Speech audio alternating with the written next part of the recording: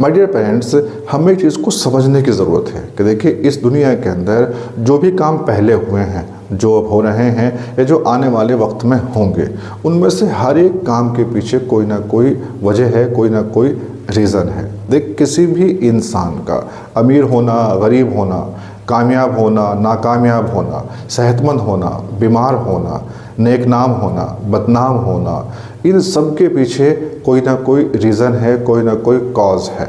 देखिए जो हमारी सृष्टि है, ये पूरा ब्रह्मांड जो है, ये किसी न किसी एक लॉ के तहत काम कर रहा है। इसमें बहुत सारे लॉ काम कर रहे हैं जो बिल्कुल परफेक्टली काम कर रहे हैं। इन्हीं में से एक लॉ है law of cause and effect.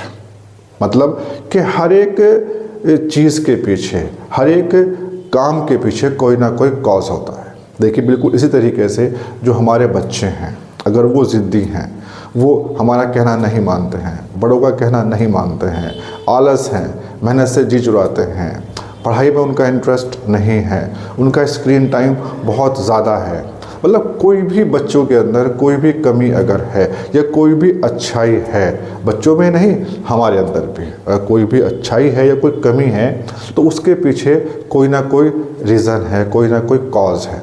हमें उस कॉज को ढूंढने की ज़रूरत है। अब देखिए ये सीधी सी बात है कि अगर हम एक आम का पौधा लगाते हैं तो उसमें हमें आम के ही फल हासिल होते हैं। ऐसा नहीं है कि हम आम का पौधा लगाएं और उससे हमें अमरूद मिले, और अगर हम अमरूद का पौधा लगाते हैं तो उससे हमें अमरूद ही मिलेंगे, उससे हमें आम नहीं मिलेंगे। अब देखिए मान लीजिए आपने एक अच्छा गार्डन बनाया है, उसके अंदर आपने बहुत सारे पौधे लगाए हैं, और वहाँ आप अगर अच्छे फूल चाहते हैं, अच्छे पौधे चाहते हैं, तो आपको अपने गार्डन की देखभाल करनी पड़ेगी, उसमें वक्त वक्त पर सफाई करनी पड़ेगी, जो बेकार की घास फूस उसे साफ़ करना पड़े। अगर आप वो नहीं करेंगे तो हमें अच्छे पौधे, अच्छे फूल हासिल नहीं होंगे। आप कोई भी फसल बोते हैं, अगर उसमें आप खाद पानी वक्त पर नहीं देंगे तो आप वो फसल हासिल नहीं कर सकते हैं।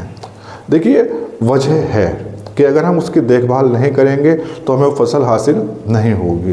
बिल्कुल इसी तरीके से हमें भी अपने बच्चों की देखभाल करनी है कि कोई भी कमी उनके अंदर है तो हमें उस कॉज को ढूंढना है।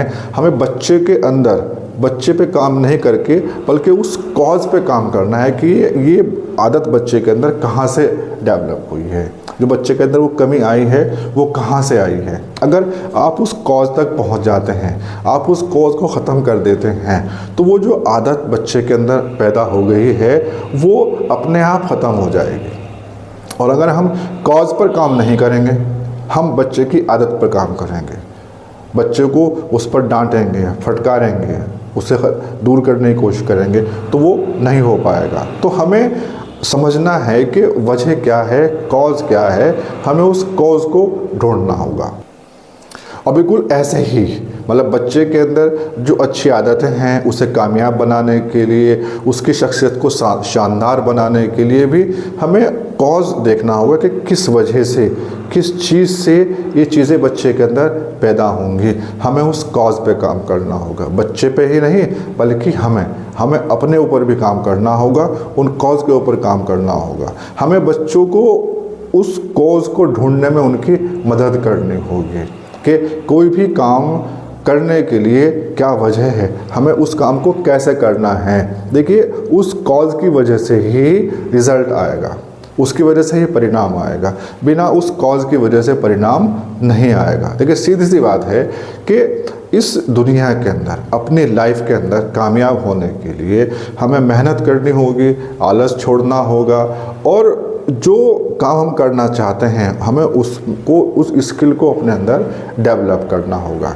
जब तक कि हम वो काम नहीं करेंगे तो हम कामयाब होने की उम्मीद नहीं कर सकते, हम उस फील्ड में कामयाब होने की उम्मीद नहीं कर सकते हैं, ना हम कर सकते हैं और ना ये उम्मीद हम अपने बच्चों से कर सकते हैं। तो हमें उस कॉज को ढूंढना है, हमें कॉज पे काम करना है। इसको ध्यान रखें कि हर एक चीज़ के पीछे, हर एक काम के पीछे कोई ना कोई कॉज होता है, कोई ना कोई रीज़न होता है, हमें उस रीज़न के ऊपर काम करना।